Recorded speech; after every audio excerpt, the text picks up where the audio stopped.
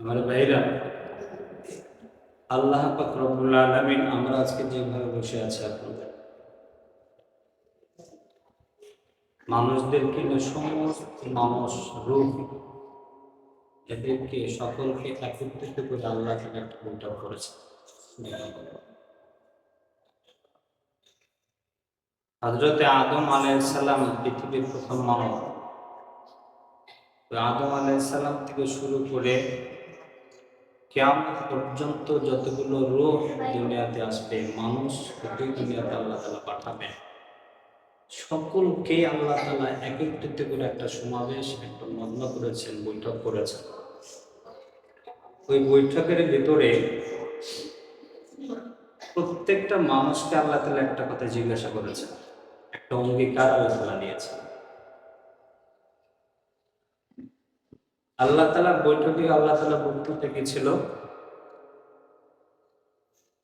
আল্লাহ তাআলা বলেন, আলাস্তু বিরাব্বিকুম ক্বালু বালা। জগতে তোমরা যারা আছো, তোমাদের কাছে আমার একটা প্রশ্ন, আমি কি তোমাদের প্রভু নই? আমি কি তোমাদের মালিক নই? প্রশ্নটা আল্লাহ তাআলা করছেন আমাকে আপনাকে, শুধু আমাকে আপনাকে কিন্তু নয়, যারা যতগুলো রোগ দুনিয়া থেকে চলে গেছে, যে মানুষগুলো মারা গেছে, যারা এখনো পর্যন্ত উপস্থিত আছেন, যারা আসবেন এখনো আসেন নাই, সমস্ত মানুষকে লক্ষ্য করে আল্লাহ তাআলা বলতেছেন, আমি কি তোমাদের প্রভু নই?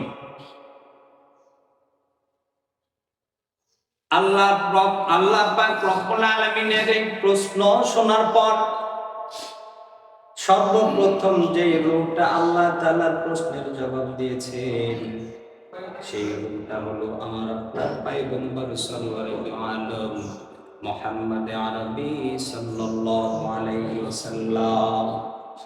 আল্লাহর পয়গম্বর বলতেছিলেন, ক্বালু বালা, হ্যাঁ মালিক, তুমি আমাদের প্রভু, তুমি আমার মালিক, তুমি আমাদের রব, তুমি আমাদের পালনকর্তা, তুমি আমাদের সৃষ্টিকর্তা। প্রথম জবাবটি দিয়েছিলেন আমার আপনার পয়গম্বর।